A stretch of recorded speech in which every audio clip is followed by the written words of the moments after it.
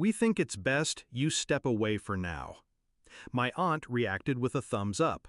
I stared at the screen. 14 words. A digital exile. I typed back, "Understood. I'll respect that and step away from the family fund too." Hit send. That night I logged into the joint account. My contributions made up almost half. Automatic transfers every month. Quiet, dependable, never acknowledged. In 3 clicks, I shut them off.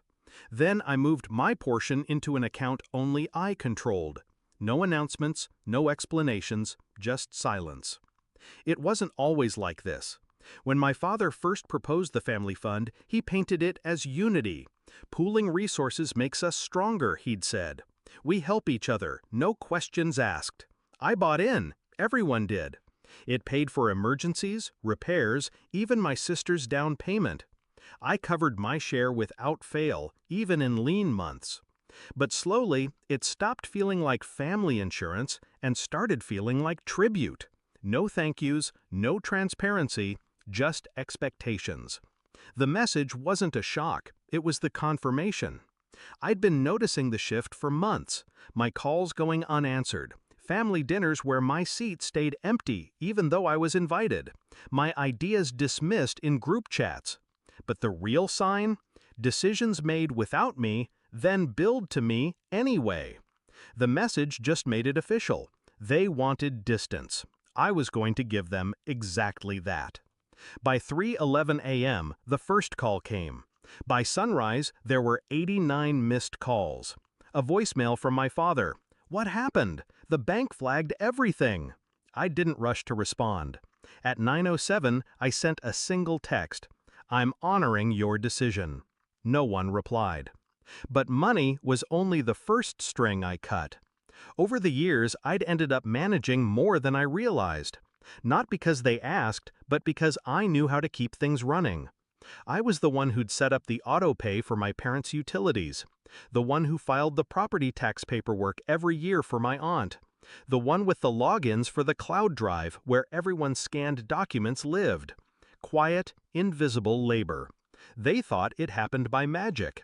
I started pulling those threads one by one.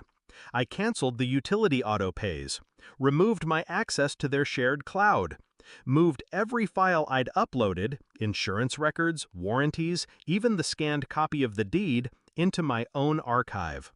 When the property tax renewal email came in, I forwarded it to my aunt with a short note. "Per your decision, I'm stepping back from all responsibilities. You'll need to handle this." She sent back one word: "Wow." By the end of the week, the calls changed tone. The first wave was frantic, demanding explanations. The second wave was pleading. "This is bigger than you," my mother said in one voicemail. By the third wave, there was anger. "You're making things difficult for everyone," my father growled. I didn't reply.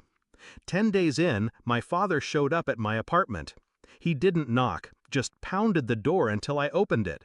His eyes were tight. His voice was clipped. "We've had issues, bills unpaid. The accountant says the fund is a mess. You need to fix this." I leaned against the doorframe. "I thought you wanted me to step away." "That was about family drama," he snapped. "Not this." "But this is part of it," I said. "You can't cut someone out and keep their support." He stared at me like I'd spoken a foreign language. He tried bargaining. "We can work something out. Put the transfers back. Help us get caught up." I let the silence stretch. Then, "No. You made it clear where I stand. I'm just respecting that." He exhaled sharply, the sound halfway between a laugh and disbelief. "You're being petty." "Maybe," I said, "or maybe I'm being consistent." His jaw clenched. "This will hurt the whole family." I met his eyes. "That's the thing about cutting people out. Sometimes the bridge goes with them." He left without another word, and I knew, in that moment, he understood. Not just the money, not just the logistics, but the fact that they had underestimated me for years. They thought my role was optional, that I could be dismissed without consequence. They were wrong. In the months that followed, I didn't rejoin the fund. I didn't go to dinners, didn't answer group messages. I built my own safety net, booked my own trips, started spending my time and money on people who valued it. Word got back to me through a cousin. They'd had to restructure everything.